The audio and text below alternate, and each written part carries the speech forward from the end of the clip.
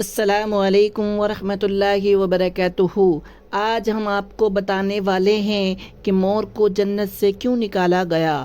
مور جتنا اب خوبصورت ہے اس سے کہیں زیادہ جنت میں خوبصورت تھا۔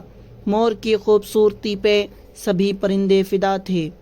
مور سے ایسی کون سی خطا ہوئی کہ جس کی وجہ سے اللہ رب العزت نے مور کو جنت سے باہر نکال دیا۔ اللہ رب العزت نے حضرت آدم علیہ السلام اور اماں حوا کو بنایا، اس کے بعد ان کو جنت میں بھیج دیا۔ وہ دونوں جنت میں پرسکون سے رہتے تھے، بہت ہی لذیذ پھل میوے کھاتے تھے۔ شیطان جنت سے نکالا جا چکا تھا۔ شیطان کی حضرت آدم علیہ السلام سے دشمنی ہو گئی۔ شیطان یہ چاہتا تھا کہ وہ کسی بھی طرح حضرت آدم علیہ السلام کو جنت سے نکال دے اور ساتھ میں اماں حوا کو بھی جنت سے نکال دے۔ شیطان کو یہ خبر ہوئی کہ حضرت آدم علیہ السلام کو تمام میوے کھانے کی اجازت ہے لیکن گندم کھانے کی اجازت نہیں ہے۔ شیطان انتقام کی آگ دل میں لیے جنت کے دروازے پر بیٹھ گیا اور 300 سال تک وہاں پر بیٹھا رہا کہ کوئی جنت کے دروازے سے باہر آئے اور شیطان اس سے بات کر سکے۔ ایک دن اچانک سے مور جنت سے باہر آ گیا اور اس کو دیکھتے ہی بہت خوش ہوا۔ اس کو کہنے لگا کہ اے خوشنما پرندے۔ شیطان نے پوچھا اے خوبصورت پرندے تم کون ہو؟ مور بولا میں مور ہوں، اب تم اپنا تعارف کراؤ۔ شیطان نے جواب دیا کہ میں عالم روبیہ کا ایک فرشتہ ہوں، میں اللہ پاک کی عبادت سے ایک پل بھی غافل نہیں ہوں۔ میں چاہتا ہوں کہ میں جنت میں جاؤں، وہاں کی نعمتوں کا اپنی آنکھوں سے مشاہدہ کروں۔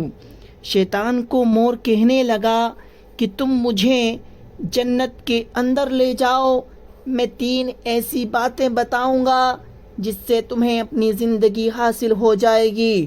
تمہیں بڑھاپا اور بیماری نہیں آئے گی، تم ہمیشہ جنت میں ہی رہو گے۔ لالچ میں آ کر مور نے کہا کہ مجھ میں تو اتنی طاقت نہیں ہے کہ میں تمہیں جنت کے اندر لے جاؤں، لیکن ایک سانپ میرا دوست ہے، وہ شاید آپ کی مدد کر سکے۔ یہ کہہ کر مور سانپ کے پاس آیا اور سانپ کو ساری باتیں بتائیں۔ سانپ بھی شیطان کی باتوں سے بہت خوش ہوا، شیطان کو اپنے منہ میں چھپا کے جنت میں داخل ہو گیا اور شیطان اپنی چال میں کامیاب ہو گیا۔ جنت میں تمام نگہبانوں کو یہ معلوم ہوا کہ شیطان چال چل رہا ہے اور جنت میں داخل ہو چکا ہے۔ فرشتے شیطان کو جنت سے نکالنے گئے، تبھی اللہ پاک کا حکم ہوا کہ اس کو ابھی تک جنت میں ہی رہنے دیا جائے۔ وہ فرشتے اللہ تبارک و تعالی کے حکم سے رک گئے۔ شاید یہ حضرت آدم علیہ السلام کا امتحان تھا۔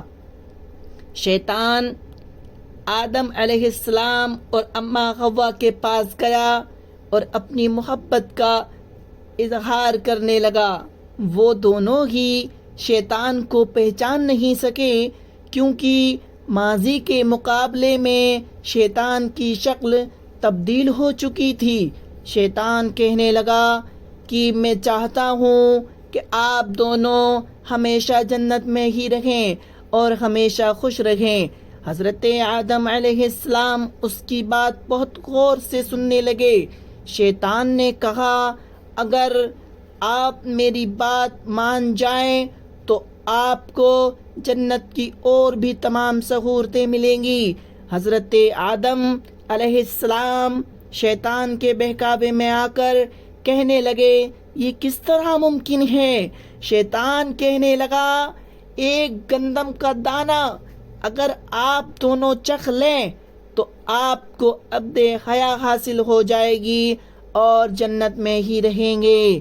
یہ بات سن کر حضرت آدم علیہ السلام کے دل میں رجحان پیدا ہوا، لیکن ان کے دل میں اللہ رب العزت کی نافرمانی کا خوف غالب آ گیا، جبکہ اما ہوا شیطان کی باتوں میں آ گئیں۔